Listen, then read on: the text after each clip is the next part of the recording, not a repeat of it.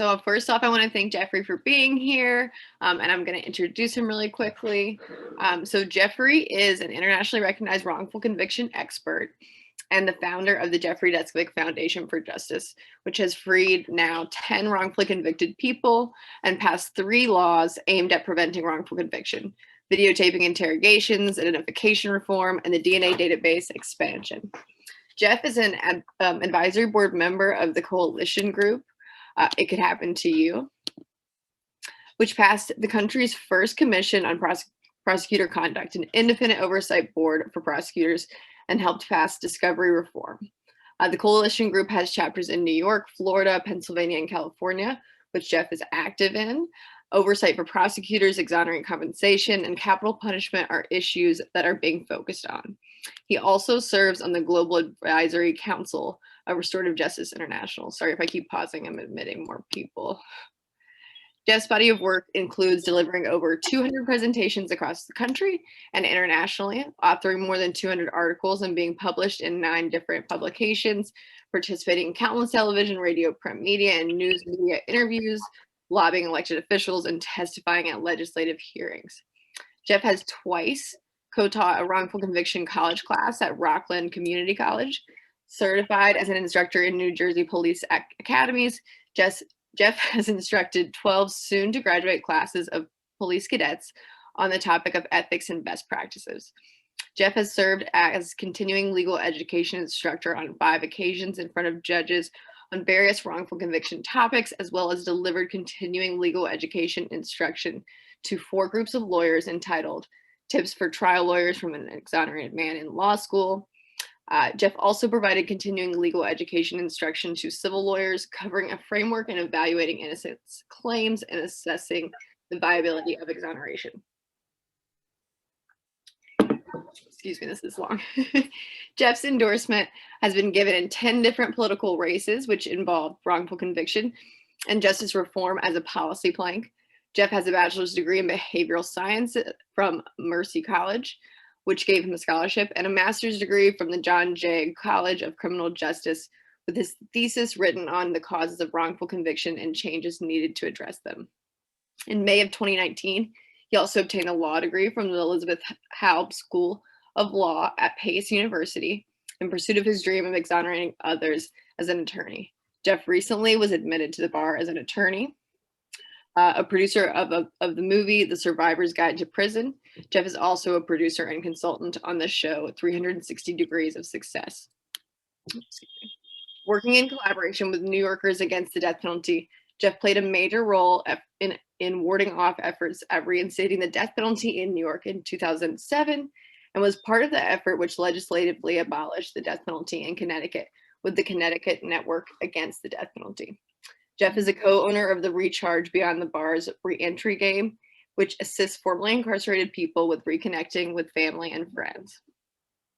The foundation and Jeff use their public platform to give voice to other important criminal justice issues when opportunities have presented themselves. The foundation was the only innocence organization which weighed on the issue of parole reform at the New York State legislature's hearing in 2013, when Jeff testified there on behalf of the organization. He has written extensively about prison reform, such as college education for prisoners, parole reform, and prisoner reentry. In recognition of his advocacy work, Jeff has received the following awards: Public Sector Servant of Justice from It Can Happen to You, the 2018 Distinguished Alum from the John Jay College of Criminal Justice, the Sobry Pasternak Award, I think I butchered that, which is given to the law student who contributed the most to civil rights while as a student, the Humanitarian of the Year Award by the New Rochelle Chamber of Commerce, the New Yorker of the Week by the television station New York One, the Conquest Award by Unlabeled Awards, the Agent of Change Award by the Hudson Valley Reentry Network, and most recently, the Advocate of the Year by Citizens Against Recidivism. Jeff's motivation is that he was wrongfully convicted of murder and rape and served 16 years in prison from age 17 to 32. Jeff's wrongful conviction, which happened despite a negative DNA test result, was based upon a coerced false confession, prosecutorial misconduct, fraud by the medical examiner, and an inept public defender. He lost 7 appeals and was turned down for parole before being exonerated by further DNA testing. He lost 7 via the DNA databank that identified the actual perpetrator. His life has now become dedicated to fighting wrongful conviction and working for criminal justice reform. Now, after that mouthful, welcome Jeffrey Deskovic here. Thank you so much for joining us. I know my students are thrilled and everyone else who's been able to make it. All right. So we've got some pre-prepared questions, but at the end, I would like, and while we're going to, if a question kind of corresponds to something we're talking about, feel free to send it in the chat or just raise your hand. All right. Hey, Jeff. I don't know if you have anything you want to say at the top before I start asking questions, but you're not at all. Let's dive right into the questions. Looking forward to today's format. Usually I'm speaking in the narrative, as some people have watched me do presentations. So it was usually in that format. Today will be different. There'll be some prepared questions. And actually, I always enjoy the Q&A because I never quite know what's going to be asked. So that breaks up the monotony of things. So looking forward to being able to dive right into that from the very beginning here today. And so I think I only added one question myself, but all of these questions came from my students in my advanced principles of criminal justice class, who are wonderful and I love them. But you guys came up with some really great questions, so I'm sure you'll recognize these in here. So I kind of organized them into sections about different stages throughout the process. So the first is kind of about the interrogation and initial involvement. So the first question is, when taken into custody and into the interrogation room, you being a minor, kind of what was going through your head? Did you know your rights? And then how was your experience with the polygraph? I know those were a few questions combined, but. Yeah, let me try to I remember 2 of them. If I miss anything, just re-ask. So one question was, did I understand my rights? No, definitely not. No, I was 16 years old, and most people don't actually understand what your rights are, or really the importance of not waiving your Fifth Amendment rights. I think when they're speaking with the police, that it's just like a regular conversation, but actually when you're in court, they're going to take whatever you said and it's going to be put into a totally different light. And that's really what's meant when the phrase, whatever you say can and will be used against you in a court of law. So I think my age, not really realizing what the legal significance of everything was, added to my not understanding my rights, but then also just the general police deception, recalling that when they would speak to me, half the time they would talk to me like a suspect, and when they would push too hard and I would become frightened and would want to get out of there, then they would switch up. And Jeff is a junior detective helper theme, which is what they pushed. They would start with that, and that added to my general confusion. But I know that that's just one part of the multi-pronged questions. Maybe give me another one. I'll do that next time to break it up a little better. Sure. So what was your experience, especially with the polygraph, and what that was like when they initially introduced that to you? Well, I think an expert, so in the course of civil litigation, we had a polygraph expert who reviewed everything and wrote up his own report. And I think the way that he summarized it best is the most accurate way to describe that. I mean, it was really an interrogation masked as a polygraph use. I mean, there were a lot of irregularities compared to what a normal polygraph administration of a polygraph test would be.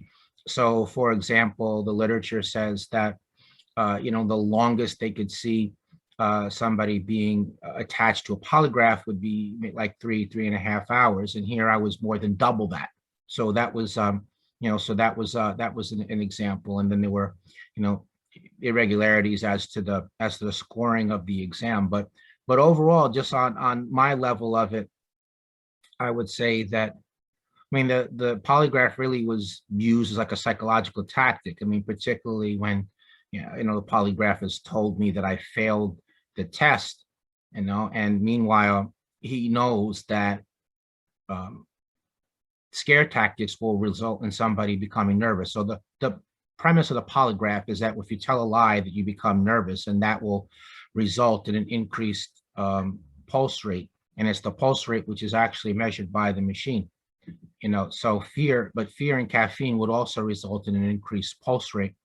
So he knew that the results saying that I'm being deceptive, is kind of misleading in and of itself, because he's engaging in tactics that are resulting in my being fearful. But aside from that, I mean, the polygraph is not scientific. There's a consensus that it's not accurate. That's why it's not allowed in court as evidence unless both sides agree to it. And people should know. I mean, even intelligence agents receive training on how to beat the polygraph, how not to fail it. So that should tell everyone what they need to know in terms of the accuracy of the machine. 100%. And there's a reason it's not admissible in court, right? Yes, of course. Yeah, it will also yield false positive results as well. So, other than knowing your rights beforehand, what advice would you have for someone with dealing with the police and the criminal justice system to help avoid a wrongful conviction? What can an individual citizen do? When they just ask for a lawyer, ask for a lawyer and wait for the lawyer to arrive prior to talking with the police. That'll level the playing field. But the innocence of suspects often works against them. They think, well, if I didn't do anything, I don't know anything, what could possibly happen if I speak with the police? But actually, quite a bit. And still other people think that they'll look guilty. They'll put them in a bad light if you ask for a lawyer, but actually, that's not correct. It's actually quite savvy to insist on asking for a lawyer. Yeah. So have you seen, or how have you seen the interrogation process change or not change since you first encountered the criminal justice system? Well, it's changed a little bit. So in New York, I mean, they do have to videotape interrogations, and the foundation was one of the organizations that helped push that. At the same time, they did have a lot of exceptions in that, sex offense cases, drug cases, certain types of homicide cases. So hence our initiative in New York, we're trying to wipe out the exceptions to it. But I would say, other than some states requiring videotaping, that by and large, it's really not that different now than before. I mean, the Reid technique is the lead interrogation methods that is taught in police academies, and it's a whole system that has a lot of psychological properties built into it, which are calculated to overcome somebody's will. So it's still very much coercive. Right. And a lot of people don't know that the police can even lie to you. And so that can help make innocence a risk factor, because they don't believe, if they say, oh, well, we actually found your fingerprints here, and the person knows, well, I've never been there, they might end up signing a confession because they think, oh, well, the truth is going to set me free, right? They can't lie to me. But right. So yeah, and just building quickly off that point, yeah. there is a bill in the New York State legislature now where they're considering banning the police from being deceptive in interrogations because of that coercive factor. Yeah, and Marty Tankleff has been doing some work in that area. It sounds like I've seen some articles he put out recently, who's an exoneree from New York as well. Well, I'm glad you mentioned Marty, because I mean, I know Marty, but more importantly, in the Marty Tankleff case, the police lied to him and told him that his step parents that his father came to, they were bludgeoned to death, and the police falsely told him that his stepfather came to and identified him, said that he was the one responsible, and that's what made Marty momentarily doubt his own innocence. And he recanted shortly thereafter, but it made him momentarily doubt his own innocence, and that was the false evidence that resulted in him being in prison for 17 years prior to being exonerated in a non-DNA case. So that's a really good example of how police deception can lead to false confessions, which often leads to wrongful convictions. Yeah, and in that case, when he initially was brought in, he didn't know his father wasn't dead yet. So they literally told him that his father had woken up from a coma, said he did it, and then later he finds out that his father's actually passed away. So just another terrible case. So do you believe a person's due process rights are generally respected by police officers?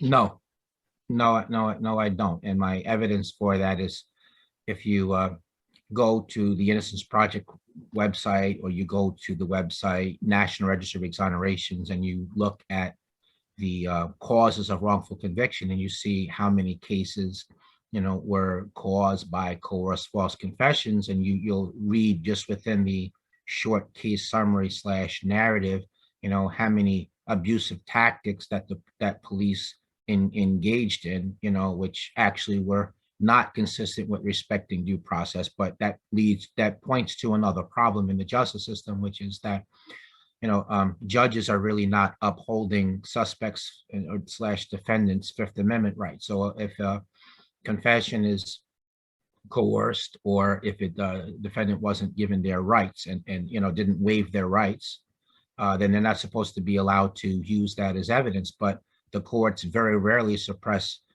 any statements, despite plenty of red flags along the way, which kind of jump off the page at you when you read the summaries on both of those websites. I'll put the name in the chat. Yeah, please do. And yeah, anything that you want people to have access to in the chats as well.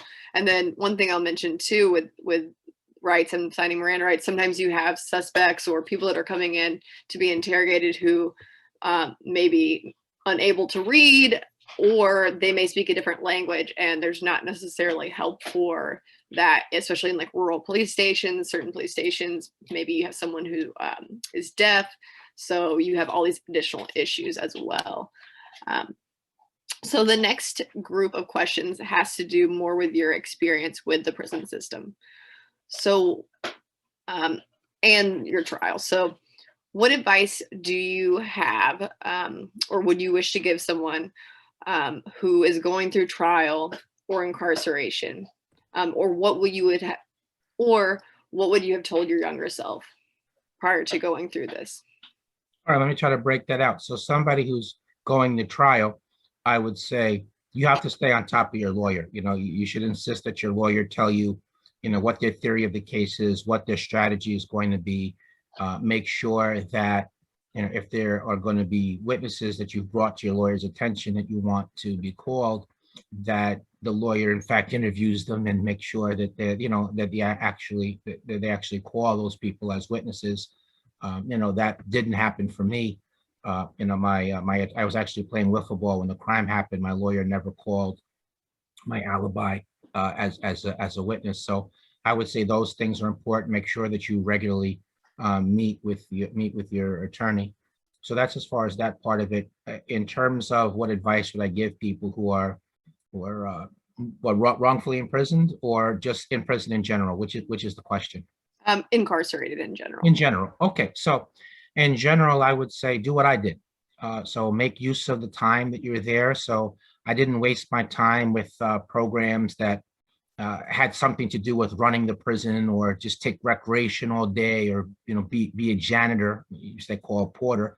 Everything. I took advantage of all the educational opportunities that I had there. I got GED, I got associates towards the bachelor's before funding was cut. But then when that happened, I turned to other programs. I learned how adults learned. I worked as a teacher's aide. I learned to type. I took a few different computer classes. So I would say take advantage of the educational opportunities that are there. Stay out of the prison politics. Look, the goal is to try to get home as quickly as you can, and to be there in one piece. So that means avoiding being in trouble. That means avoiding as much as you can the violence in the prison, the politics in the prison. Limit your association. You want to keep everybody at 2 arms length. Try to figure out who do you see that has like some metaphorical storm cloud above their head, because they're going to self-destruct, right? The whole goal is to not let them take you down with them one way or another. I would encourage people to utilize the general library. So from 1998 to 2006, I read 3 or 4 nonfiction books every week. I would say go to the law library, particularly if you didn't plead guilty and you're fighting, you have an appeal going, whether you're guilty or innocent. It's really issues of law. Not everything is innocence in appeal. So it's good to go to the law library, give suggestions to your lawyer, look for any kind of changes in the law, which might be able to be used to modify your sentence. For example, if you'll return the conviction, they'll probably give you a plea bargain, which will involve you doing less time than what you're doing. So you could and you can get home that way. So those would be my goals. Just general prison survival tactics. When you're in your cell, be in your cell, be quiet. Don't talk outside of the gate. Don't get involved in gambling. Never be involved in a discussion about what's going to be watched on television. Don't borrow things from people. Keep your personal business, to yourself. I think that's great advice. And so Sandy asked a couple questions. I'm going to ask part of it now because one of the parts we're going to come back to later, but before we move on. So she said, Jeff, am I correct that your mother had no idea where you were when you were being interrogated? Yeah, that's correct. So let me just deal with one question at a time so it's easier for me to hold. Yeah. So yeah, that's true. My mother thought I was in school, so she had no idea where I was. That's true. Now, is there another question in there? And she said also, were you led to believe that you were going to be going home after a confession? Yes, the police officer who was pretending to be my friend, he told me that was the two-pronged approach, is that, there was the threat and there was the false promise. I mean, the false promise aspect to it was that he told me, just tell them what they wanted to hear, that they stop what they're that they would stop what they're doing, and I could go home afterwards, that I was not going to be arrested. So yes. So as far as when you entered prison, particularly being innocent and being so young at the time, how do you think those two factors played into like your mental state and ability to cope with the prison environment? Yeah, so dealing with the innocence aspect to it first, I mean, that made it a lot more difficult. So in my opinion, doing time when you're guilty versus doing time when you're innocent is two different things. So I met a lot of prisoners who the gist of it was, look, I did what I did. I got caught. This is my fault. I shouldn't have did what I did, and now I got to pay for it. So I'm going to just make the best of it while I'm here and try to get home as quickly as as quickly as I can. I could never get to that place mentally because I knew that I didn't do anything, that I was innocent. So that was two different experiences. I mean, I had to keep fighting off feelings of hopelessness, helplessness, thoughts of giving up, suicidal ideation. That was a factor also. In terms of being young, I mean, it was very dangerous being in prison. I mean, I was sent to Myra Correctional Facility. That was a men's maximum security prison. So to be sent there, as a 17-year-old, and these are fully formed adults, many of whom are guilty of committing very serious violent crime. So it was definitely a very dangerous place there. And just another aspect to that, not included in the question, but related to the topic matter, was that, if the fact that I was incarcerated for a rape with a murder. So there's a vigilante mentality towards people who have been convicted of sex offenses. So that meant that I, in effect, had a bullseye on my back. So I never knew, who was going to discover what I was incarcerated for and what might lead from that, what might stem from that. So as a result of that, I always had to be, on alert. I'm sure. Did you feel like you were ever able to really form any bonds or make friends with anyone inside or maybe other people on the outside while you were incarcerated that helped you cope or get through? Yeah, I mean, there were people that I let within 2 arms length. There was, there were a group of people that I would play basketball with, that would play chess with, or play ping pong with, that would talk and watch sports with. So there were those groups of people. There was another person there whose name was Frank Sterling, who also was wrongfully imprisoned. And Frank and I kept each other going in a way over 13 and a half years. So we would meet up, but I don't want to make it more than what it was. I mean, we would meet like once every 6 weeks in the yard, and half the conversation would be about keeping our morale going, and the next part of the conversation would be what's the next tactic to engage in, what's the next letter to write to who, did you see the last law that came down, and Frank was innocent also, and he ultimately wound up being exonerated several years after me. So there was that. But in rounding out how I survived it, I mean, belief in God was something. Another thing was, in my mind, I wasn't doing a 15 to life sentence. I thought I was just doing a year or two to the next legal proceeding, which I was sure I was going to win because I was innocent and I, believed in the system. And I did develop a little routine. I mentioned reading about exonerate other people who were exonerated. That helped me continue on with, and morale wise. Certainly, going to the law library gave me a sense of empowerment. And I did engage in this elaborate delusion when I would play basketball or ping pong or chess, that I would pretend like if I was a professional player and so was everyone else. But it really wasn't like kids fantasizing on the school lot. I mean, this was more that I needed to get out of the prison for a couple of hours. And actually that phenomenon, I did write an op-ed which Sports Illustrated published on that topic. You'll have to link that here too, if you can. So Larry asked, describe how you felt when you knew the law was on your side and the courts denied it anyway.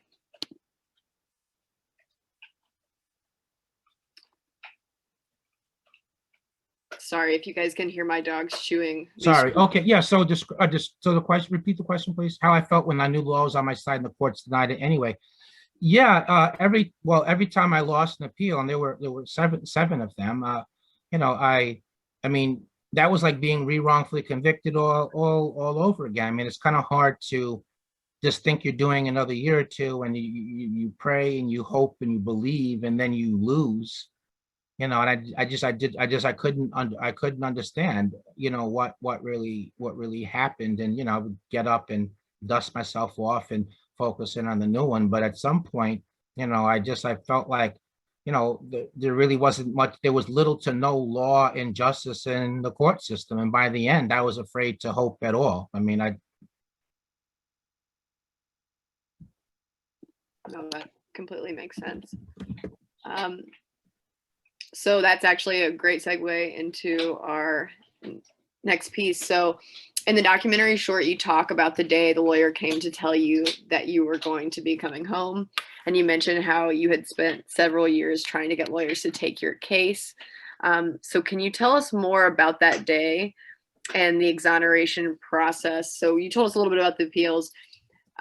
So what that whole process was like for you leading up until the day you were able to actually get released. Yeah, so I was in Sing Sing, which ironically was in Westchester County. It was in the town of Ossining, which I had been to on the street prior to everything happening to me, any number of times. So they opened my cell, and the general rule of thumb is when the officers open your cell, you're supposed to like stick your head out or walk down to the end of the gallery and see what it is that they want. So they told me, he yelled down, "Visit." So I walked down to the end and I double check. Can you make sure? Because I wasn't planning on anybody coming to see me. And so he called up to the visiting room and double checked, and sure enough, I had a visit. So when I was communicated to me, I hurried up back to my cell and I got this. It was like the routine the most prisoners had, right? We have like a visiting room shirt. So I grabbed the shirt and I'm hurrying up down to the visiting room, putting on this shirt, and I'm hurrying up and I'm doing everything I can in order to avoid getting caught in the count. So the count is they come around 3 or 4 times a day, and the guards, they're supposed to make sure you haven't escaped and that nobody has died. So once they start counting, there's no more movement in the prison. So if you were outside of the visiting room and they started counting, you would be stuck there until after the count was finished. And that might mean that you're going to miss like up to an hour and a half to 2 hours of your visit. So I'm hurrying up because it's quite a distance from my cell to the visiting room. I'm thinking to myself, who the heck came to see me? So when I come in the visiting room, there's this woman who's waving to me, and I nod and I wave back. But I'm thinking, who's this woman who's waving at me? I've never seen her before. Maybe she's mistaken me for somebody else, or maybe she's seen me from a different prison and she thinks I'm somebody else that I'm not. So I asked the guard at the desk, I said, well, who is it that came to see me? So the guard looks at me like I'm nuts and says, it's that woman there. Don't you know who that is? And so I was afraid she was going to, if I would have said no, that they might have canceled the visit. So I just said, yes, yeah, sure. And I walked over there, and the lady informs me that her name's Nina Morrison, and she's my attorney at the Innocence Project. And she says to me, the items have been tested. Now, remember, I've lost 7 appeals, sometimes on technicalities. I mean, one time I lost because my lawyer was given the wrong information from the court clerk pertaining to the filing deadline. So there I lost because I was 4 days late. And then the next 3 courts upheld that ruling. So my point is, I'm on the lookout for any kind of irregularity, anything, because the smallest thing could set in motion a chain of events that culminates with the end result that, I'm going to be screwed over yet again. Right. So she said, when she said that to me, the items have been tested. So I say, what do you mean they've been tested? They're not supposed to be tested for another month. And she said, no, they've been tested. The DA got the lab to expedite the testing, pulled some strings, and the items are tested. The results match the actual perpetrator. You're going home tomorrow. And I said, no, I'm not. And we go back and forth, and she sits there and holds my hand, like literally for the next 3.5 hours. And my head is kind of spinning, and all these random thoughts are flowing through it, one thought having nothing at all to do with the next. And I'm articulating these different things. My lawyer's just sitting there watching, not responding. And every now and then she breaks in and says, are you ready to talk about tomorrow? And I said, no, look, keep that away from me. We're not talking about that. Okay. I'm not going home tomorrow, not going home ever. Okay. I can't deal with yet another heartbreak. All right. No, we're not talking about that.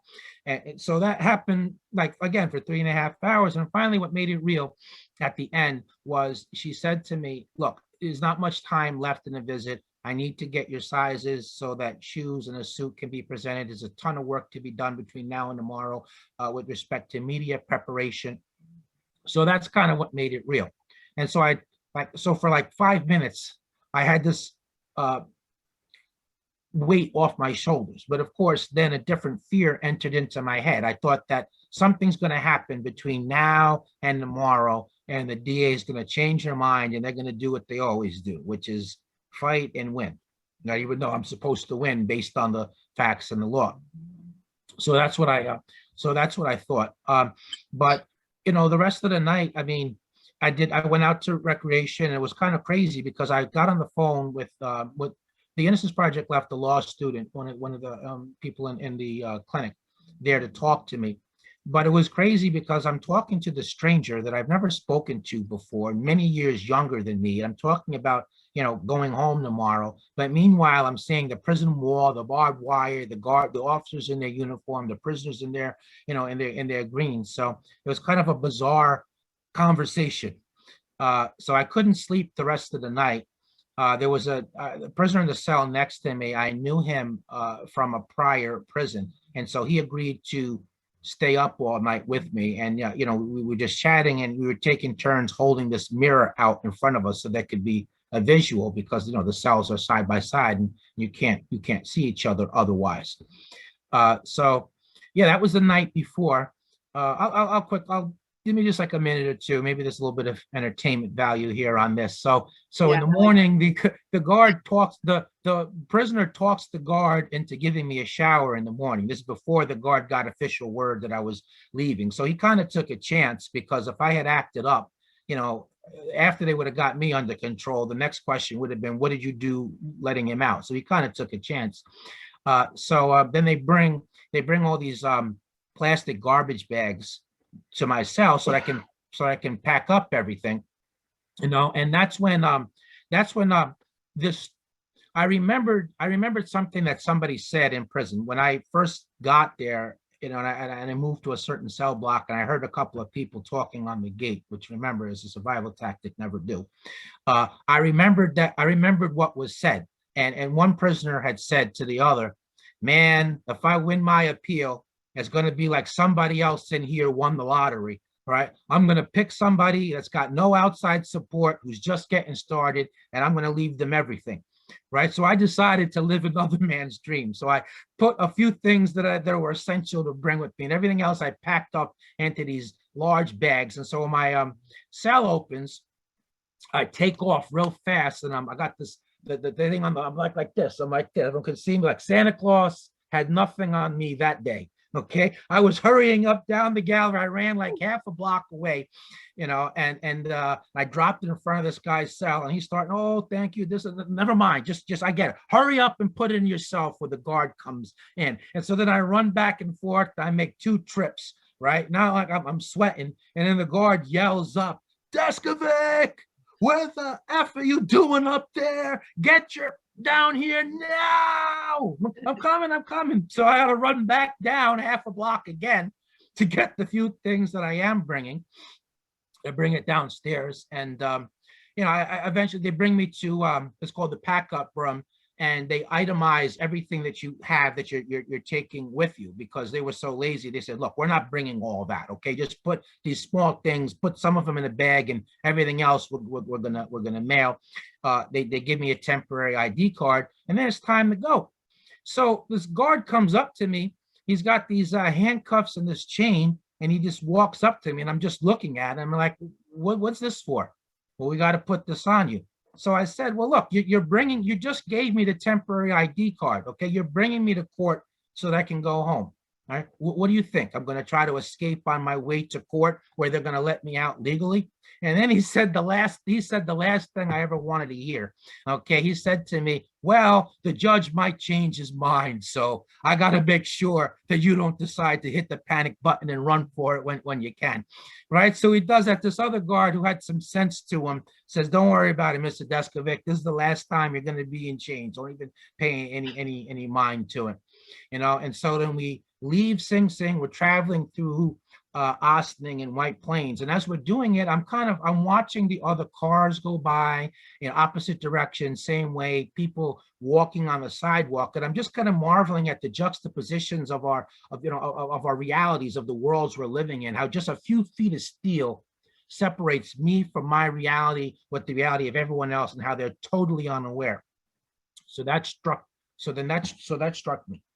So then from there, they brought me into the courthouse, and I'm supposed to see Barry Scheck. He's supposed to be coming back there to let me know that we're on schedule and everything's okay. And a suit's supposed to be given to me. But like 2 or 3 hours go by, and there's neither sign of neither suit nor Scheck. So now I'm thinking something's going wrong, right? They gave me this brown paper bag, and it has this terrible sandwich in it, like a bologna sandwich with a piece of bologna that was made the night before. So it sweated up the bread. You can imagine the soggy mess that would be. And then I got its polar opposite. I got this cheese sandwich that's like so dry. Right? So they gave me that bag of that. And I'm like, I don't want that, man. I'm going home. And look, I got to give it to you by law, okay? And what you do with it after that is up to you. So I take the thing and I put it on the side, but then as more and more time goes by, and I'm thinking, there's something's wrong. Okay, I'm going to lose this thing, and I'm going to go back to prison. And by the time I get there, it's going to be another 3, 4, 5 hours before dinner. And I know damn well they're not making anything for me ahead of time. I better eat this. I better eat this. So I did, and then finally, they give me the suit arrives, and I walk to the back hallways of the courthouse, and the guards tell me, look, the court is full. Your family, extended family, they're on one side of the room, they're on the media. So the media's on the other side. So I go in the courtroom. Well, they open the door first, and everyone's waving, but I'm not paying attention to them. I mean, most of them never came to see me anyway. So, I'm not all that interested in them. I'm looking for the media, especially the ones that crucified me, all these guilt-oriented presumptive articles, and I kind of got my chest stuck out a little bit, and I told you so. I was innocent. I told you, that was what was going through my mind. So I come out. Scheck tells me, do you want to say something to the judge, or do you want to wait in the courthouse? Do you want to wait for the press conference? So I couldn't, before I could make my mind up, this judge comes out. It's supposed to be the judge that presided over the trial, right? He's still on the bench, but he ducked the assignment, and they gave it to the low man on the totem pole, seniority wise, right? So he rushes out, and I could feel the vibe, like he didn't want to have nothing to do with this at all, but he was kind of forced to. So he rushes out. My lawyer starts speaking. Prosecutor gets up and starts agreeing with everything that's said, and he overturns things, and he rushes he rushes back out. So I got up to take a step and leave. And then kind of the enormity of the moment happened, and I sat down. It was too much, and it took maybe like 20 minutes, half an hour, and people are talking to me and I'm hearing and I'm not hearing. And finally, it just felt like the moment was right. And I got up, and every step I took towards the leaving the courtroom with nobody stopping me, it got more and more real. And eventually, as I walked outside, and the sun was out, it was a blue sky, and I didn't see a cloud in sight anywhere.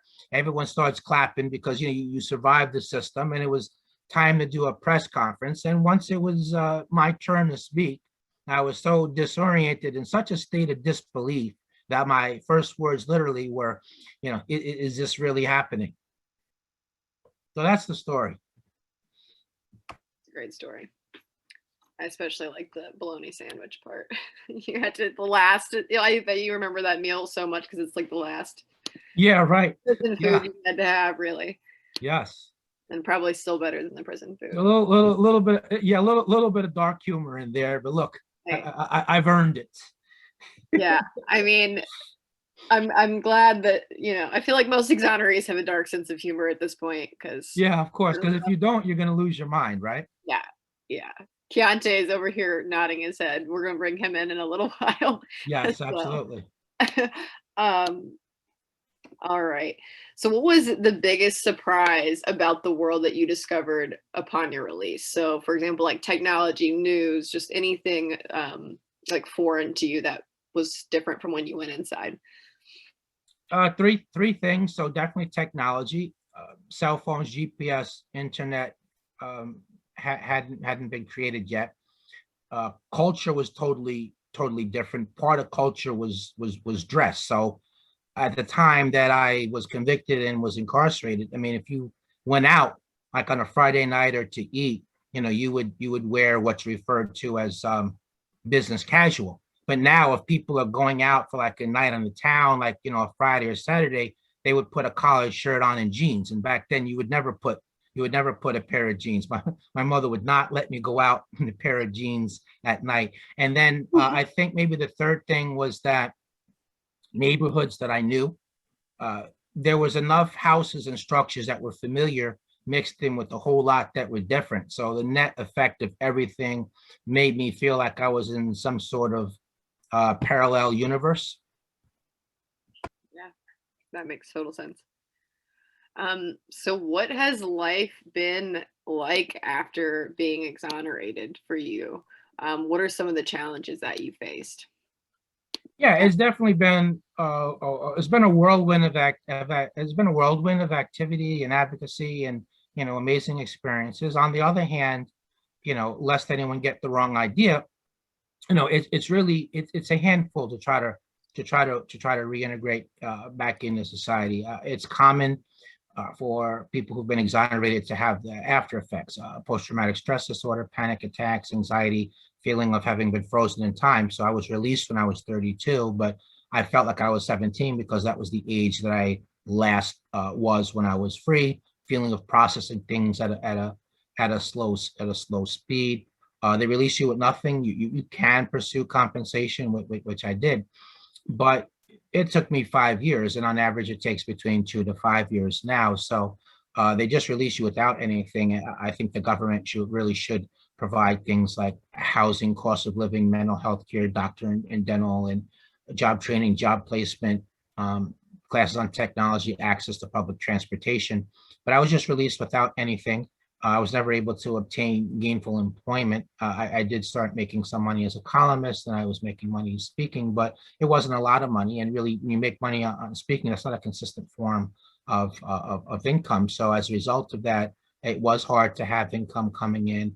And I did lack stability of housing, which at one point I was a couple of weeks away from homeless shelter, but then Mercy College, which gave me the scholarship, allowed me to live on campus and as well, and it gave me the meal plan. There was stigma attached. People really didn't question my innocence because the actual perpetrator was arrested and convicted, and there was even a report issued on report on the wrongful conviction of Jeffrey Deskovic. So it really wasn't on that issue. It was more on the stigmatic issue.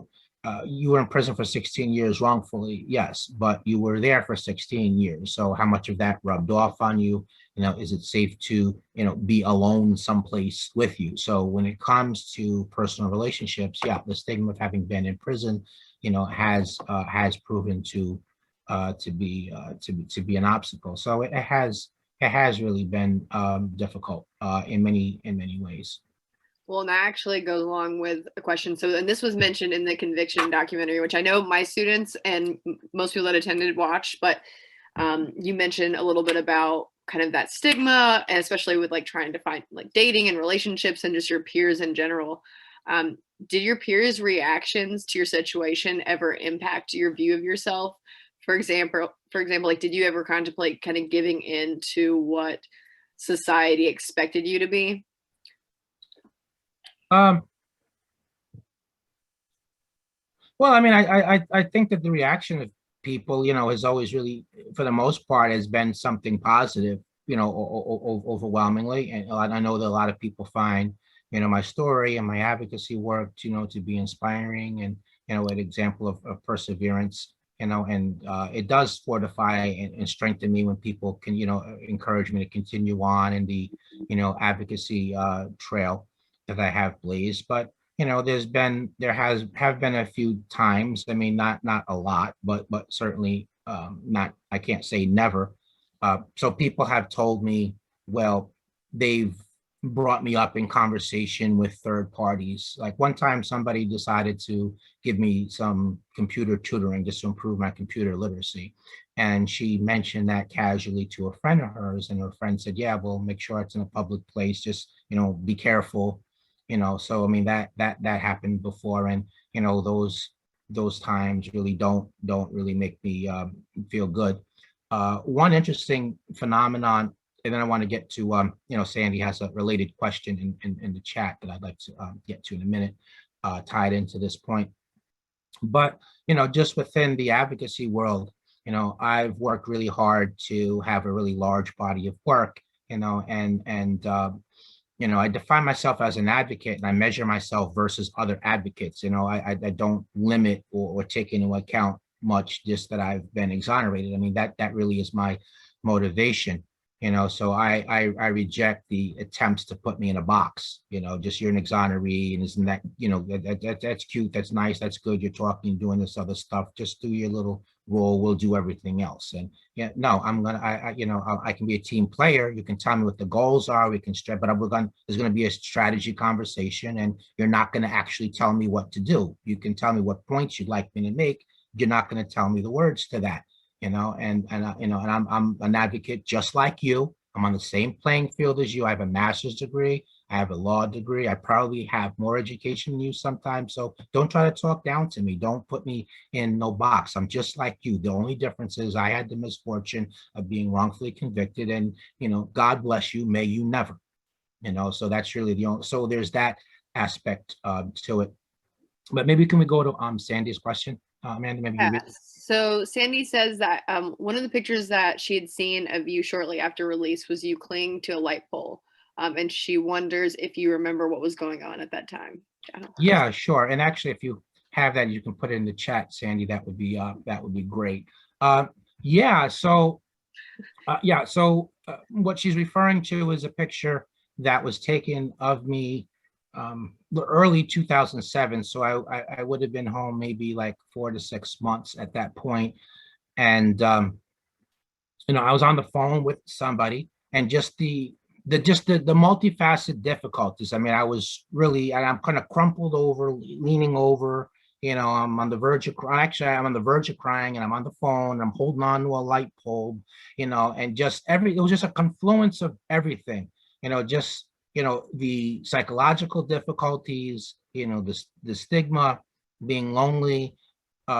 Really just having been wrongfully incarcerated and having, you know, my life kind of like knocked off of the track, the metaphorical tracks, and just being, you know, released without anything, and not really understanding the technology, and just in terms of just managing just there's a lot of choices, and external stimulation is part of everyday life, but there's not a lot going on in the prison. And so that it's a lot of noise. So I remember just the culmination of everything, and just, not just being broke and not having options when it comes to that. So all of that, together just kind of overwhelmed me in that moment. And it just happened to be that, this photographer for the New York Times was around in the distance.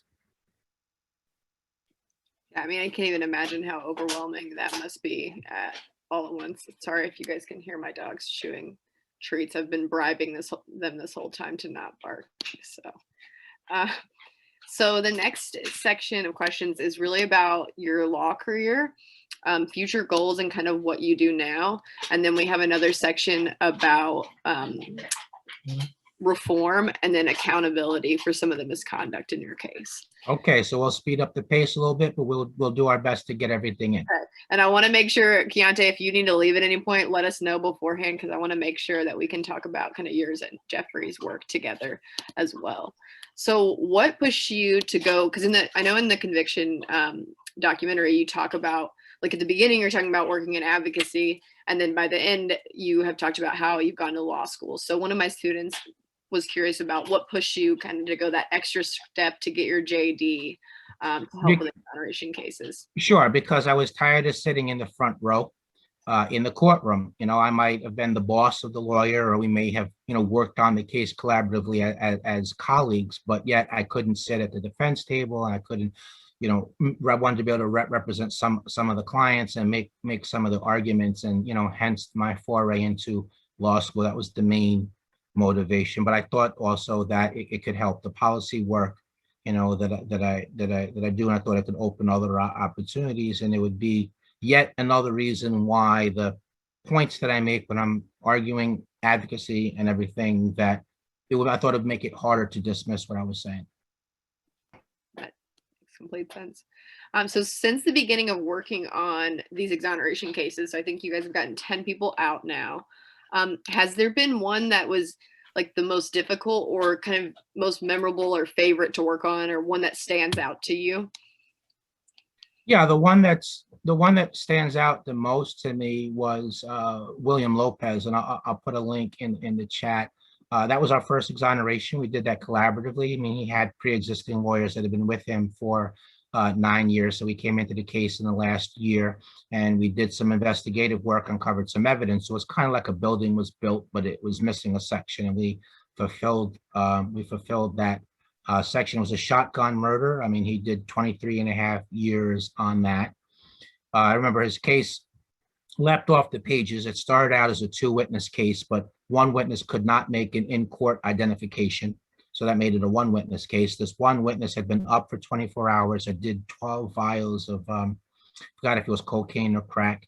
And she claimed to be testifying because it was the right thing to do, although she miraculously walked out of jail the day after he was found guilty. So I'll let you figure that out. And his own lawyers talked him out of calling 2 of his alibi witnesses.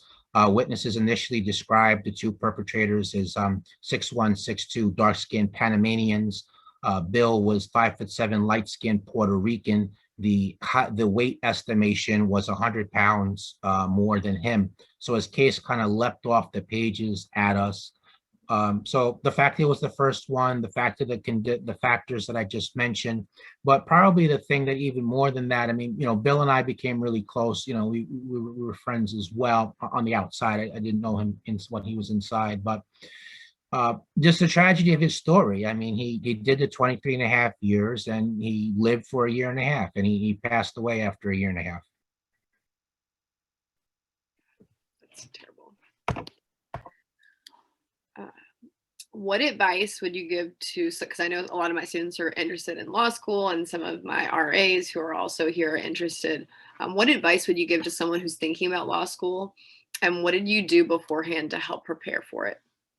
So in terms of preparation, I did receive some tutoring. So there is the law school entrance exam. So I did do some tutoring. That's in terms of preparation. What was the first part of that question? What would you give it? What advice would you give to someone who's thinking about going to law school? Do it. Do it. Do it. Look, it's very empowering. It opens up a tremendous amount of opportunities for you. So many things you can do with the law degree, many areas of the law. You can go into business for yourself as a sole practitioner or start a firm. You can do policy work. You could teach, you could be a staffer on to an elected official, go do other jobs within the government or nonprofit sphere. It's very empowering to do it. Um, don't let your age be a factor. I mean, I was 42 when I got started, and as somebody put it to me, look, it's 3 years, it's 3 long years, it's 3 hard years, no sugarcoating that. But the bottom line is that unless you pass away, the 3 years is going to come and go. So you're going to be 3 years older anyway in 3 years. So the only question is whether or not you're going to be that much closer to your goal and or having graduated. So go ahead and do it. You really can help people at a higher level than what you can otherwise. And yes, as Larry Benson correctly points out, it does teach you it just does teach you a different way to think. And look, if you're gonna fight for justice, you have to be able to talk the language of the system and understand their reasoning. Without that, the legal thinking versus non-legal thinking, honestly, they're almost, not quite, but almost two different languages. Yeah, I can say so. And I would say too, if you're interested in law school and you're still an undergrad, take some philosophy classes would Right. probably be helpful. Yeah, and I would say take some criminal justice classes also that help you on the policy side. We do have a good human interest question in the chat from Carolina as well, so maybe we'll get to that. And by the way, Sandy Freeze did put that picture in the chat if anyone wants to look at that. But maybe we'll go to Carolina's question real quick. Right. And then we also have a question from Stephanie. So from Carolina, are you at peace with what you went through now that you have had so much positive impact advocating for those wrongfully convicted? And that actually kind of goes along with another question. So maybe we could kind of do them. Yeah, let's do 2 for 1. You want to read the other question as Yeah. well? So do you think that you would still be a lawyer today if you had not been wrongfully convicted? They kind of. Yeah, right. Sure. So the answer is yes, because I did want to be an attorney prior to being arrested. I mean, I didn't want to be a criminal lawyer, and it wasn't to do advocacy work. Just my mother had a personal injury attorney, and I remember he just appeared to be really well dressed and well respected. So in terms of am I at peace now through being a lawyer and just having positive impact? Yes. I mean, I do make sense of everything in this kaleidoscopic type of way. I do believe my purpose in the world is to do this, is to fight wrongful conviction and this broader criminal justice reform work. And making sense of my life in that way does give me some solace. It stops me from losing my mind. I am at peace with everything now. So I would say yes. And I think doing advocacy work, I mean, while I am remembering a lot of unpleasant things and do experience that, on the other hand, it is very healing. It's meaningful. It's cathartic.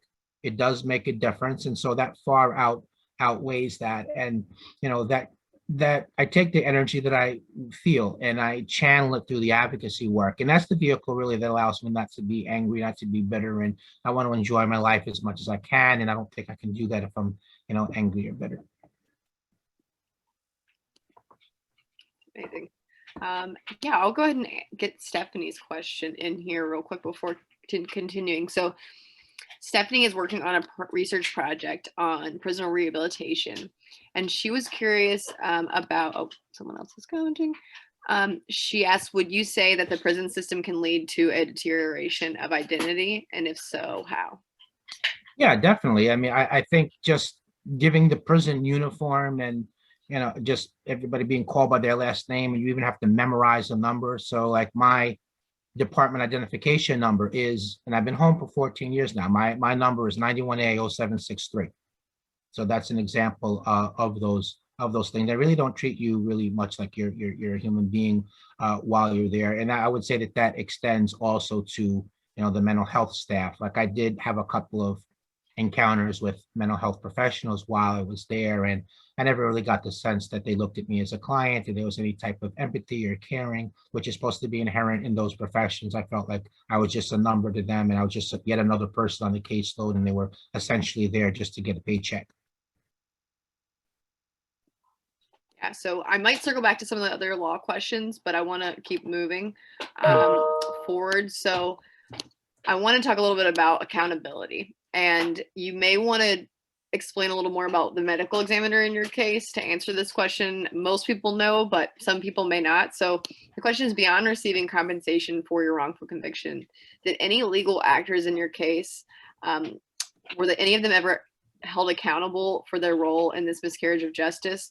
Or my question also is, did any of them ever apologize to what happened to you? Yeah, nobody ever apologized. Nobody was ever held to account. Nobody faced any criminal penalties. And in terms on the civil side, yeah, I brought a suit against the medical examiner for committing fraud for Putnam County because of the results of their polygraphist Daniel Stevens for coercing me with that polygraph and fabricating a statement. And same thing with the Peekskill Police, as well as Westchester County Legal Aid for deficient representation. But the entities that all those actors worked for, those are the ones actually that paid the monetary amount. Nothing actually came out of anybody else's pocket. The most that happened were a few indirect consequences. So the medical examiner, I filed a lawsuit. The medical examiner suddenly retired, and the prosecutor suddenly resigned 2 weeks before I came out and ran to Florida just to get away from the firestorm of media that happened. So there were those two indirects, but nothing else happened to anyone else involved. Even the lieutenant who oversaw everything became the Peekskill Police Chief in part based on my case. And even after I emerged, they stayed with him as the chief for the next 6 to 7 years, despite the allegations against him with the evidence with that. So no, nobody ever apologized. Nobody ever was held to account. The closest I got from an apology was actually from the actual perpetrator, but he mixed his apology in with a lie. He claimed he didn't know that I was doing time for his crime because otherwise he would have come forward and said something. But Peekskill, and there's some people from that city that are on the call today. It was a small city, right? Everybody was talking about my case. There would have been no way that he would have been in that city, and not heard about it. So mixing his lie with that, it totally wipes out anything that could have been obtained from that. I put a couple of links in the chat, by the way, article about William Lopez passing, and then a second article about him and I, the second one being when he was actually released, and then the other one after he passed away. It's also probably worth mentioning that while you were trying to get the DNA retested, Jeanine Pirro, who is now a Fox News talking head, she was the prosecutor or the DA at the time, right? So Pirro was not the DA when I was convicted, right, but she did take office before my first appeal was decided. And so, she kept the ball rolling against me. It was her office that fought against me in 7 appeals. And it was her office that blocked several attempts at getting further DNA testing. It was her office that got the court to basically throw me out of court because I was 4 days late. Right? Forget about the fact that the lateness was caused by the misinformation by the court clerk. So she always references she wasn't the DA, and she tries to distance herself. My point is, well, what about all this involvement in it that I just referenced? I guess you, as you see it, you have no moral responsibility in all for your part in it. So yeah, it definitely is worth noting her. And, at the same time, I also want to, note the role of now U.S. Supreme Court Justice Sonia Sotomayor in everything, in that once I was time barred, I appealed that ruling to her court, and she upheld that ruling, not once, but twice. And I've never heard anything from her either. I would love to get an apology from her, and more importantly, a statement to the effect that, look, that was the wrong ruling. I would never again put proceduralism over, substantive justice. Yeah. So in our class, we've talked a lot about what the role of policing should be in the United States. So what do you believe the role of a police officer should be in our society? And how has this changed throughout your experience with the legal system? Yeah, I think that, I think that in a nutshell, the police are supposed to keep us safe, right? So their presence, police presence, it's a deterrence. They're supposed to help resolve disputes, and they're also supposed to investigate and arrest, actual criminals. They're supposed to gather evidence in a lawful way that respects, constitutional, both state and federal constitutional rights. And they're supposed to uphold the law in the course of law enforcement. But too many times when they don't do that, they engage in what's come so common. There's a term for it, test of lying. And they come to court and lie, and they fabricate and they coerce and they threaten, and they use lineup procedures that are suggestive, or they you know all different misconduct that goes on, and they engage in abuse. They're given a gun and a badge, and that's those are awesome powers that they're given, which is supposed to be for them to carry out this responsibility. And when they abuse that, it's infuriating to me, but more so when they get away with it. I mean, it's to the point that they're often caught on camera and they're getting away with it. So I mean, that part of it really bothers me. And so I often, when I'm in front of police audiences, I urge, look, you say there's a slogan to the public, right? If you see something, say something. So if you see something wrong by a fellow officer, you either stop them from doing it, right, or say something. Because when you don't, not only you chipping away at the civil rights of everybody, but an innocent person could be caught up into that. And sometimes this police misconduct, again, as Sandy Fries points out in the comment in the chat now, sometimes it does lead to innocent people losing their life. Every time the actual perpetrator gets away, the wrong person is arrested and convicted, the actual perpetrator is free, they could strike again. I mean, that's what happened in my case. The actual perpetrator killed a second victim 3.5 years later, who lived in Peekskill, who had 2 children, and she worked as a teacher.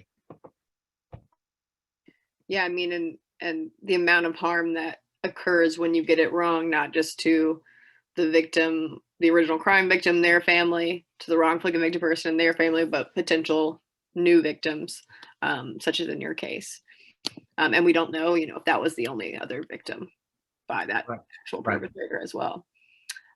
So across the country, there has been a progressive prosecutor movement. And it has often brought with it conviction integrity units. How important do you think it is to elect prosecutors who are in the model of people like Steve Descano or Chesa Bowden? Or do you think that tough on crime prosecutors can still be convinced to open up conviction integrity units in their offices? Well, I think the tough on crime prosecutors can be convinced. It's not impossible, but it's not very likely. We are seeing and if they do, it's questionable how serious and how objective that they really are going to be. We do see the rise of the progressive prosecutor and conviction integrity units, which they review potential wrongful conviction cases, whether the case is brought to them by a lawyer or defendant, or not represented, or even on their own initiative. And so the potential for correcting wrongful convictions, when you have a real conviction integrity unit, I mean, the results can be breathtaking. I mean, Dallas, when Craig Watkins was the DA in Dallas, more than 40 people were exonerated. In New York, when Ken Thompson got elected as the Brooklyn DA, 23 people were exonerated in 2.5 years that had been wrongfully convicted, with those convictions preserved under his predecessor. You look at DA Larry Krasner now in Philadelphia, has been in office about approximately 22 months, and they've got close to, I don't know the precise numbers, 20 to 22 exonerations as well. So you could never get that type of result from a nonprofit sphere, or even as an individual lawyer, because you are the government, you have access to the files, and you have all those resources to go out and investigate, and you do have the badge, and witnesses will speak. And if a prosecutor applies to the court to overturn a conviction, and they say, well, because of X, Y, Z reasons, the defendant's innocent, we're moving to vacate. It's not very often that a judge is going to oppose that. Whereas, defense lawyer does that. You might win, you might not. The DA might agree with you, they might not. If they don't, you fight it out. You might win, you might not. So I think it is super important. But understand the hallmarks of a real conviction integrity. And I mean, there are named employees that is their job from day to day. There's a budget. They have sufficient resources, and they have a credible track record. So how they handle cases that are known to the public, alleged wrongful conviction cases, knowing what the evidence is, and are they turning away people? If so, why? Or are they doing the right thing? I mean, those are all signs to look at. And there's a lot more integrity units that have no integrity that as opposed to legit units. But makes a big difference. Makes a big difference who's in office, and it's very important to vote and vote for district attorneys of either party that are going to have a real conviction integrity unit. The same thing with the legislators.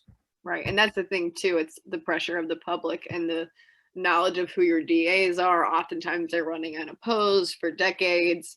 And so just being aware of kind of that type of thing too, which I know we've talked about a lot in class. So I want to take a minute. I don't know, Jeffrey, would you rather introduce Keontae, or should I?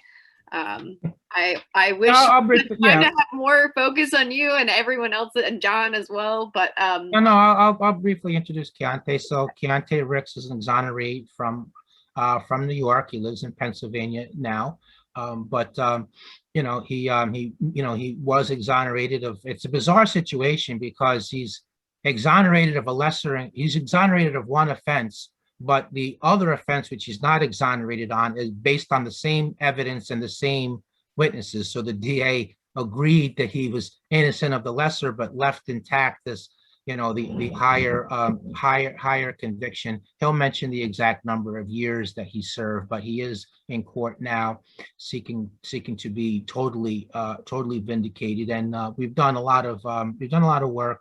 We've done some primarily in Pennsylvania, but Keontae has also been helpful in New York. He's appeared at various summits that I've helped to organize, and he's spoken there, and he's made rounds with us in state legislatures, both in New York and in Pennsylvania. And he's really proven to be a really good connector to we work in coalition. He's brought some important people to the coalition. So with that, we'll let Keontae tell us how much what the exact number of time is, what the current status of his case is, and maybe Amanda, you'll ask him a few questions.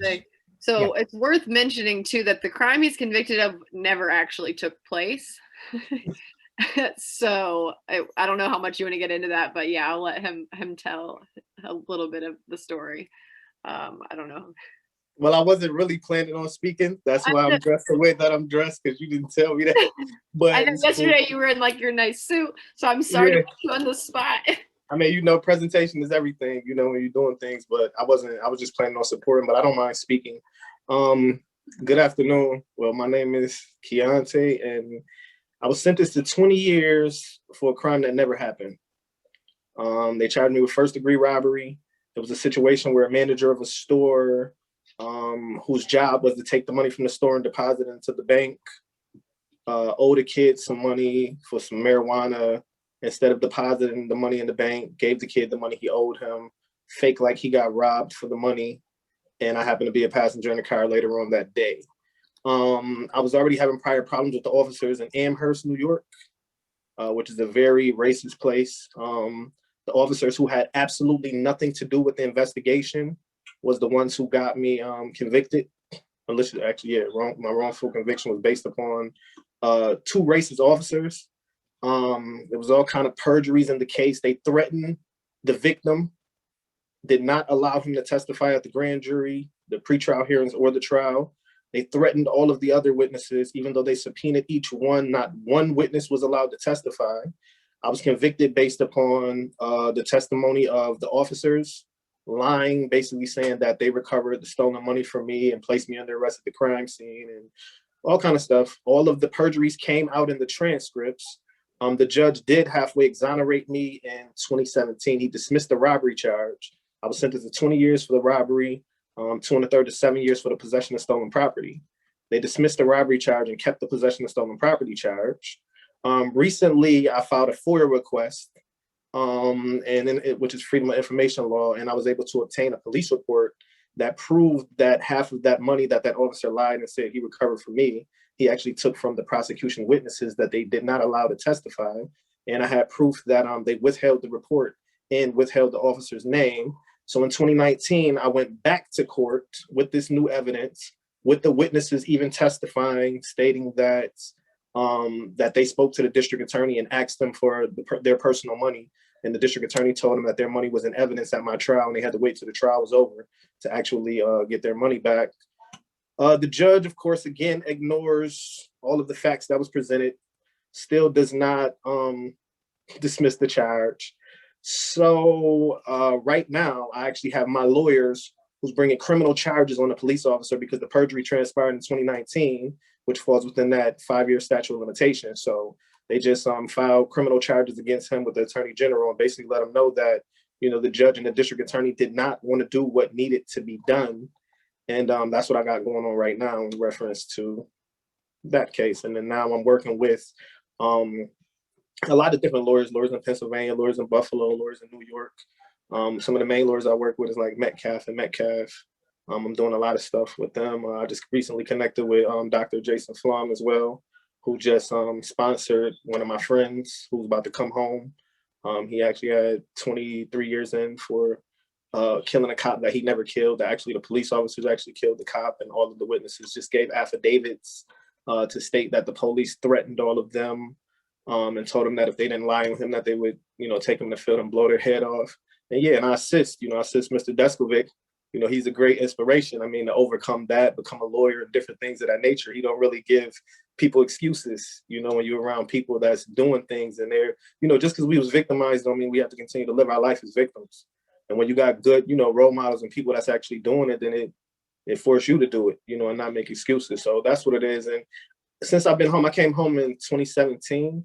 I feel that even though I've been doing a lot of things, like I got a prayer line, I got a youth ministry, I got an LLC called Platinum Eagle, I got a customizing clothing business. I'm into like music and poetry and a lot of different things. I'm actually into some recovery, taking recovery classes for certified recovery specialists right now, so I can actually create the anger management and the ART programs for the guys when they come out of prison. And just a lot of stuff, just a lot of positive stuff that I'm doing just to help people in the community and, you know, assist other individuals that's going through the same or similar situation. And I thank you for allowing me to speak. I'm so sorry I put you on the spot like that. I know I texted you earlier about it, and so I probably was not as clear. But I know that you've worked with Jeffrey on with his partnership with It Could Happen to You. And so Jeffrey, if you want to speak on that a little bit more. So the question is, can you tell us more about your partnership with them and the sure, yes, you're doing? Yeah, sure. So I'm an advisory board member of the coalition group. It Could Happen to You, and the foundation is part of that coalition. In brief, the coalition is made up of exonerees, people falsely accused but acquitted, criminal justice reform organizations, individual advocates, friends and family of people who allege they're wrongfully imprisoned, formerly incarcerated people, and just everyday concerned citizens. And we allow everyone in, and we have some unusual partners. So we have teachers unions, labor, seamsters, people in the hotel industry, because I mean, this really, justice reform really cuts across, you know, many different walks of life. And so we're now co-branding. You know, both organizations are co-branding. So when we do events, they're double, you know, the bill to reference both organizations. And as I mentioned, I'm an advisory board member of them. That their founder works part-time for the foundation as a policy director. So that's really has allowed our work to get further than if we were to not do that. In terms of current campaigns, we did we did pass oversight for prosecutors in New York and discovery reform, which pertains to sharing information by the defense, the prosecution and defense automatically early in the process. So those were 3 laws there, and we passed another one in Pennsylvania pertaining to automatic expungement.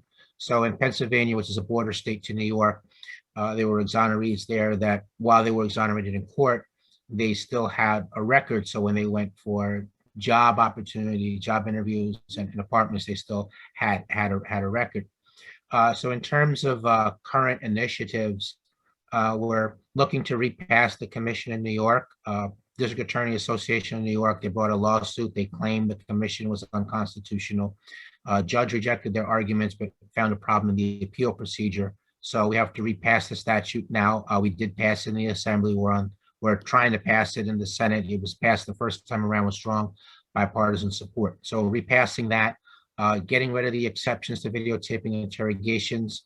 The foundation is in a strong supporting role. I've done some volunteer work with release aging people in prison, called organization called RAP. And so parole reform is something that we're in a supporting role in. So basically it would force the board of parole, the parole board, to really assess whether someone's rehabilitated or not and base decisions on to release them on parole on that, rather than being allowed to cite nature of the crime, and that's it. They would have to cite something else, because I mean, nature of the crime is something that will never change. It was known before the first day that prison was served, and it works against the idea of rehabilitation. So there's that parole reform, and then there's also what's called elder parole. So that would guarantee that anybody who's 55 years old plus has served 15 years in prison would be considered for discretionary release on parole. So that's our work in New York, what we got going on now.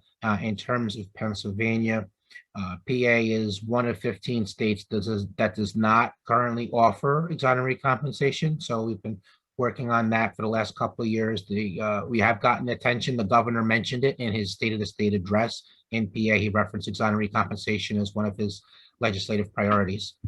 So we think that's the next thing we're going to be able to get done in PA. We are working on the oversight for the prosecutors in PA. In California, again, the oversight for prosecutors, but we think there's a chance to kill the death penalty in California, due to the risk of executing innocent people. So we're working on those two issues in California. And that's, in addition, so that's really the partnership with, what it could happen to you. My main role in there is, so I not only meet with the electeds, with the founder, but and talk a little bit about my case, and I talk about policy. But the main thing I also do within that is I'm the group's liaison to the exonerated community. So, they don't want to hear from, the coalition's founder. They want to hear from me, and I got to corral them and persuade them and explain why it's important. And, they're not necessarily as enthusiastic as I am. So, you get run down a little bit, but I got to keep the morale going. And, so I like playing that role as well. So that's part of what I do there with them. And when we do media, and, my name is usually put in like a media advisory or press release, and maybe 35% of the time we can get media coverage there just through that. I mean, not all the time, but so those are my role. But the founder of the coalition, I'm Bill Bastic. So he worked for the state legislature for about 20 years, and he was a county politician, and he also was a town council person. So he knows the inside baseball side of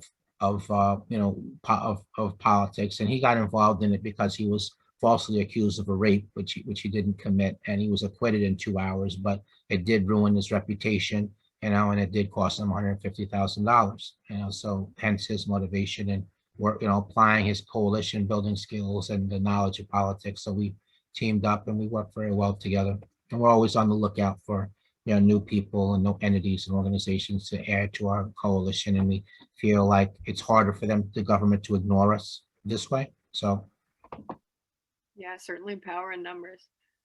Oh, at least someone else has another dog, cute dog in the video. I've been just literally feeding mine treats so that they aren't barking at me, and now it's become a problem. I'm not training them well. So I wanted to circle back because someone asked a question earlier about qualified immunity with police, and if I'm not mistaken, New York has just done away with, or yes, is in the process of it. Right. Directly impacts Keontae's case because he might be able to actually civilly sue the officer involved, and who's essentially solely responsible for his wrongful conviction. So if you guys have any opinions about that you want to talk about.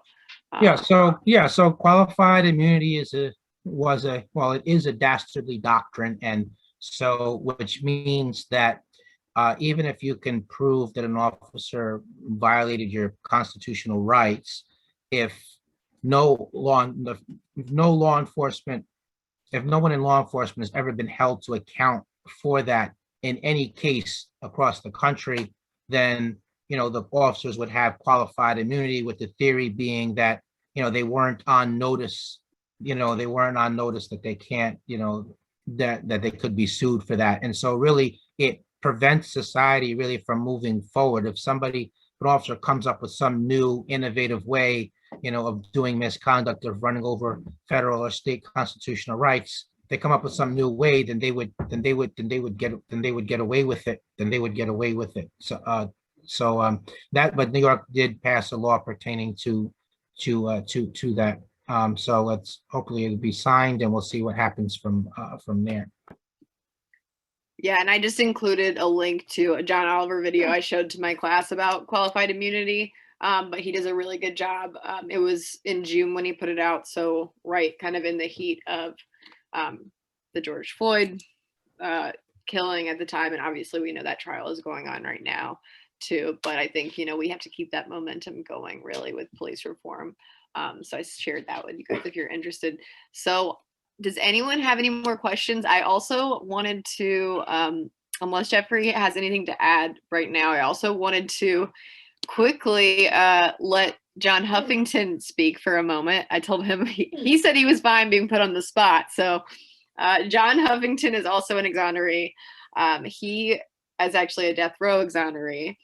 And his case is a little bit more complicated because he did take an Alford plea, but I'll let him briefly speak for a moment if he wants to, and he might just talk shit to me, but we'll see. This is usually what he does. Oh, great introduction. Thank you.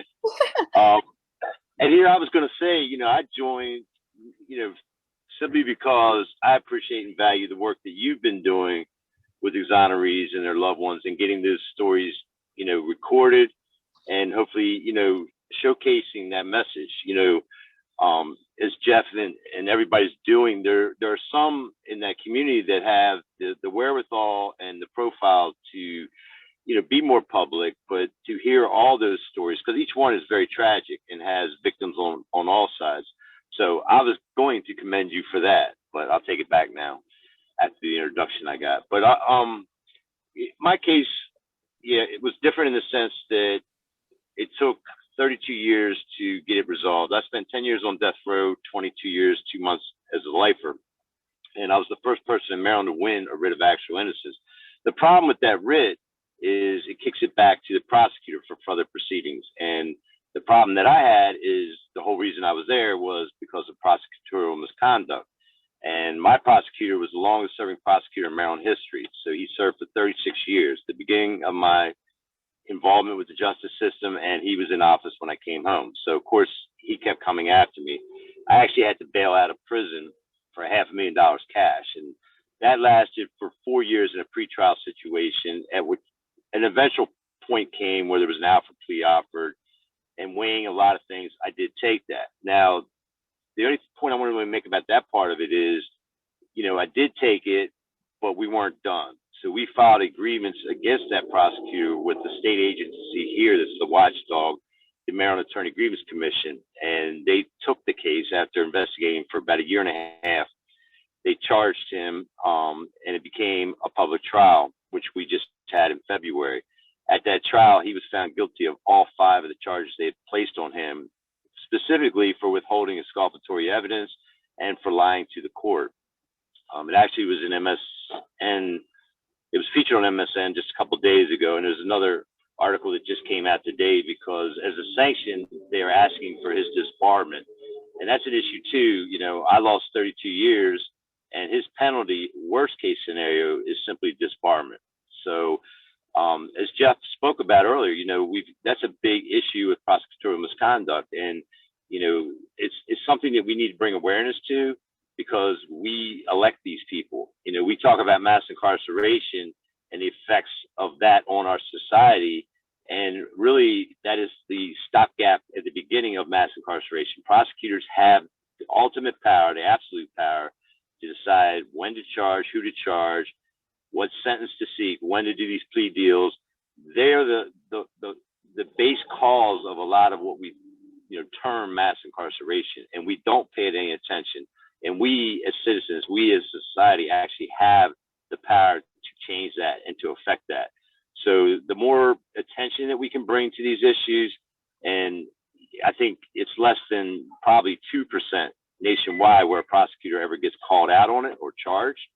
I think, and Jeff, you might be able to correct me if I'm wrong, I think there's only been one prosecutor that's ever did time, and that was Michael Morton's case, and he did 10 years.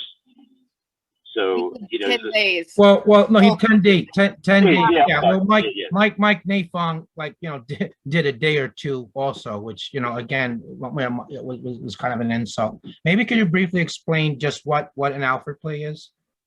So an Alford plea usually is used when somebody's still in prison. An Alford plea allows the defendant to maintain his innocence, but you get the conviction. So basically, it's in your best interest. It's a deal you say is in my best interest to take this deal, where you acknowledge if you go to trial, there is evidence that could lead to a conviction. So they very quickly gloss over on that once you've done it. They are quick to say, you pled guilty to homicide, and you have this conviction on your record. So again, to Jeff's point, reintegration, even for exoneree, is hard enough. Then we get into, like, I'm in the hybrid situation, having come out under the Alford plea. So it's even harder because I carry a conviction on my record. I was lucky, to be able to start a career and have a career. I'm business development director for a financial services company, and I'm vice president of our community foundation. So I've been lucky in that regard where my background hasn't hindered me, but it hinders you in a lot of other ways, including renting an apartment and doing things like that where background checks are required. So, it's like I said, it's normally done because somebody's in prison. They want to get out. It happened in the West Memphis 3 case. If you're familiar with that case, my lawyers were involved in that as well. And they came home right before, maybe a couple months before I did. And there were 3, young guys that had been charged with these crimes. Damon Eckers was on death row. The other 2 had life sentences. And the deal was given to them that all 3 had to take the Alford plea or it wasn't available. So Jason in particular didn't want to do that. He had maintained his innocence and did not want to take the plea, but he did take that plea just to save Damon's life off of death row. So, again, when we talk about the power of the prosecutor and the misuse and abuse of plea bargains, that's part of it right there. People take deals that they shouldn't take, just like you get false confessions. There are issues that come into play that require people to do or say things that you wouldn't normally do. So attention to those kind of things is really key and crucial. Conversations like this are extremely beneficial to, exposing folks to these issues and getting the word out, So I appreciate what you're doing, Amanda and Jeff and Deontay, you guys coming on board. I'm just here to support, not to talk. No, John, honestly, and I hope all of you know that was a joke of my introduction. John is an amazing individual, seriously, and has become, I feel like, I don't know if he considers me a friend, but I definitely consider him a friend. And it's true. We go back and forth, so don't take anything by that. Yeah, so just so my students are like, God, why is she being so mean to this dude? But no, I feel so lucky to just be able to meet you guys and that this is the work that I'm doing, that I get to interview such amazing people on a regular basis. And I genuinely, every single person that I meet, every story is different. And I feel really fortunate to be able to share it with my students and with everyone else that came today. And I have some people here today who are my RAs who have been transcribing the interviews. So I know that they may have just transcribed Jeff's or John's or Keontae's. And so they probably feel like they know you all a little bit as well. So I know we never really had a time limit. I know Jeffrey can talk for a long time and I can too. So if anyone has any more questions, they can ask, but I think Jeff has to go pretty soon. I can field 2 more questions and then I need to go. Okay. So yeah, does anyone have more questions? Don't feel weird about asking them. Okay, we got a question from Amy has her hand up. Okay. Yeah, I have a quick question. So I work as an RA with Amanda on transcription, things like that. And so when throughout like learning about everything that y'all have been through, every time I get a chance to talk to someone about it and tell them like, oh, wrongful conviction is a big thing. It's something that's going on a lot. I come across a few people that aren't very receptive. So as you guys, as like people who have been wrongfully convicted, how do you deal with those people that don't want to listen at all to what you guys have been through and don't want to acknowledge the issue that's around? Well, I try to make my points short to the point, and I try to cite as much stats or verifiable evidence that I can. I try not to argue about using my case as an example. I mean, sometimes I do that, but like I might reference the National Registry of Exonerations, which has list 2,755 exonerations on it. So I reference different stats, and look, I don't think I necessarily need to like convince people. I mean, I just make my points and then that's it. It's up to them what they ultimately think or do more research or whatever on the topic. Yeah, and I think, with some of the media that's come out, like Just Mercy, or When They See Us, because I remember Yeah. even my mom, when I started studying this stuff like years and years ago, talking to her about false confessions. And she's just like, I just don't understand. I just don't understand how someone could do this. And when she watched When They See Us, she called me like crying and was like, I totally understand now. I can't believe what they did to these people. So sometimes people just need like that visual understanding. And I'm sure, you get that from seeing these interviews and getting to share this piece of it. But it's really just about kind of spreading that word. The more people you can tell about it, the more people's minds that you can change, or just at least keep their minds open to the fact that these things happen. And I think we're at a really important point to just of change, where there's this big focus on the criminal justice system. I know a lot of it's on policing, but I think if we can keep that momentum going, we can focus it in on so many other parts of the criminal justice system, which are just as broken. Any more questions? All right. So maybe a final thought would just be, would be to, the importance of serving on juries. Don't try to get out of jury duty. Try to get on the jury and really hold the prosecutor to the burden of proof. And if they prove guilt beyond a reasonable doubt, then you know what to do. But other than that, you vote not guilty if they don't prove it. And a lot of people get out of jury duty, and then the only people that are really left that serve on juries, they're really not scrutinizing the prosecutor's case. But then, as Larry points out in the chat, I mean, really, what happens to people who are, wrongfully imprisoned is really, it's not, the general public doesn't see it. It's not conceivable. And so I do think that these various media products and movies and documentaries and events like this, are really, and media coverage really plays an essential role. It really does. And I think, sometimes it's easy for people to neglect prisoners. And we see that happening a lot too with the coronavirus, just how problematic that has been in prison, and how quickly it can spread. And there's also a really great, if you want to look more about like the prosecutors, there's also a great John Oliver episode on that John Huffington sent me yesterday, and we talked about. But I really, really appreciate all of you for staying. I know my class normally ends at 3:50, so my students are awesome for staying so long. And I just really want to thank all of you for being here and joining us. And Keontae, I'm sorry for putting